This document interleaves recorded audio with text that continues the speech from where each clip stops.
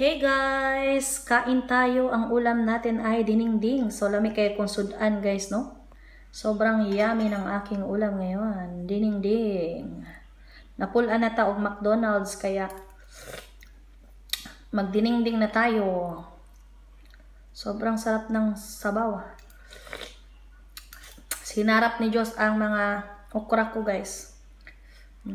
Okra, talong, sitaw, yan lang hinalo ko guys, no? And nireheat ko na siya kay kanina lumamig na. The best ang sabaw talaga guys ng dinengdeng natin. So ang ating hinalo ay yung malaking isda. So may kanin ako dito guys, kay sarap talaga pag guys, pag nainit ang ating dinengdeng. So hindi ko alam kung asa napunta yung ating mga okra, kay si Joshua sinarap yung okra natin guys, no? Favorite niya kasi yung okra. So, nauna na siyang kumain sa akin, kaya pag nahuhuli kang kumain, doon ka sa tira-tira. So, nalusak na yung aking, guys, gulay. Pero mas masarap na yan, guys. Kaya ininit na natin, no? So, mas sumarap na tuloy yun ngayon. And sabaw-sabaw. So, comment down below kung mahilig din kayo sa dinengdeng. Sabaw pa lang, ulam na. Ang sarap talaga nito guys. Madaming gulay. Kain tayo ng madaming gulay. Kung may saluyot to, mas masarap to pag may saluyot guys eh. Isda natin guys. Subak natin na isda. Kalamig good guys. O sa dinengdeng.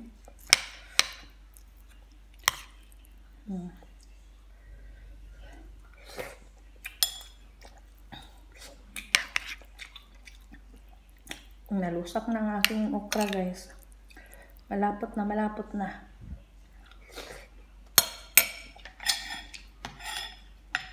Tik na ako maubusan ni Joshua kasi sarap na sarap din si Joshua pag ito yung ulam namin guys eh. Sana yung talong ko. Yung talong ko at yung ating seraw. Bahalang lusak na diya guys. Paglamig ng gihapon na guys. Diba? Mas masarap to guys. Kay dami ang kanin na makakain ko pag ganito ang ulam ko guys. Tagal na kasi ako hindi nagdinengdeng. Kaya ayun, nagluto ako kay malakas ang ulan kanina guys. The best talaga ang sabaw.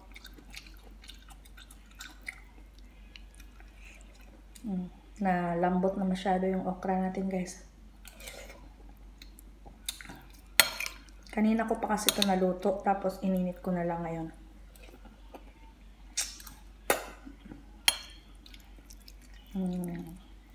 So thanks for watching guys. Kain na din kayo dyan.